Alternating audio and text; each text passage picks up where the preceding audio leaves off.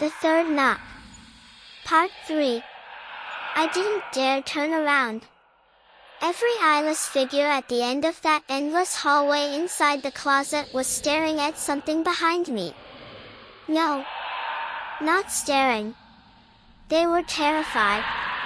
One by one, they began stepping backward into the darkness. None of them turned around. They simply drifted away until the last figure slowly raised a finger to where its lips should have been. A silent warning. Then they were gone. The closet door slammed shut. The room fell into complete silence. The only sound left was my heartbeat. I knew one thing. If I turned around, I'd probably see whatever had followed me into the room. But if I stayed where I was, I'd die anyway.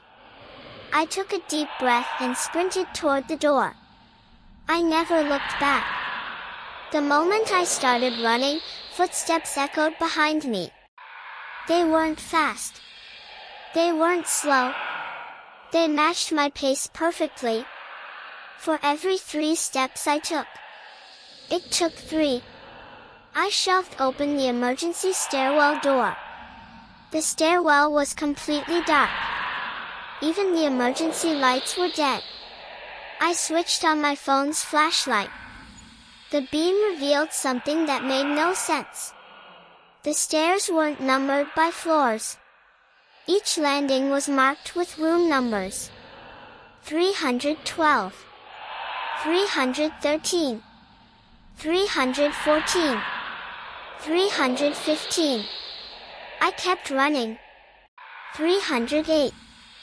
309. 310. When I finally reached 301, the staircase ended. But instead of the second floor, another hallway stretched out before me. It looked exactly like the one I'd just escaped. That's when I realized I wasn't walking through a hotel anymore. I was trapped inside something pretending to be one. At the far end of the hallway stood a security guard. He looked to be in his 50s. His uniform was soaked in blood, but he was smiling. The moment he saw me, he hurried over. "You can hear it too," he said. I instinctively stepped back. He raised both hands. "Don't be afraid. I used to work here. I've been dead for 12 years. I stared at him in disbelief. "What's following me?" His smile disappeared. He slowly glanced over my shoulder. His face turned pale. "Don't ask. Just remember one thing. If it calls your name, don't answer." At that exact moment, a familiar voice whispered behind me. "Daniel." My entire body froze. It was my mother's voice. She had died 4 years ago. There was no way I could mistake it. "My son. Please. Turn around." Tears filled my eyes. The security guard suddenly screamed. "Don't!" Everyone who turned around never came back. Before I could react, something cold rested gently on my shoulder. Not forcefully. Almost lovingly. Like someone I hadn't seen in years. Every instinct in my body begged me to turn around. Instead, the guard threw himself toward me and shoved me forward. A sickening tearing sound filled the hallway. I looked back. The guard wasn't dragged away. He wasn't attacked. His body was flattening, as if an invisible force had crushed him into paper. Within seconds, he was pressed against the wall like a poster. His eyes remained wide open. His mouth was frozen in a silent scream. But no sound came out. I ran.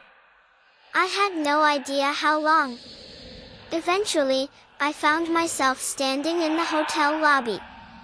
The receptionist was still sitting behind the front desk, exactly as she had been when I checked in. She looked at me with quiet sympathy.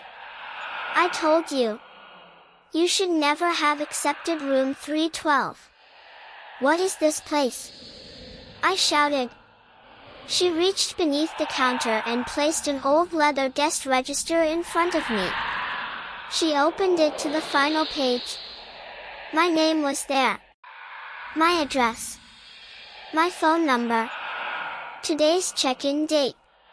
Everything was correct, except for one line written beneath my name in red ink. Date of death, October 14th, 2026. Today.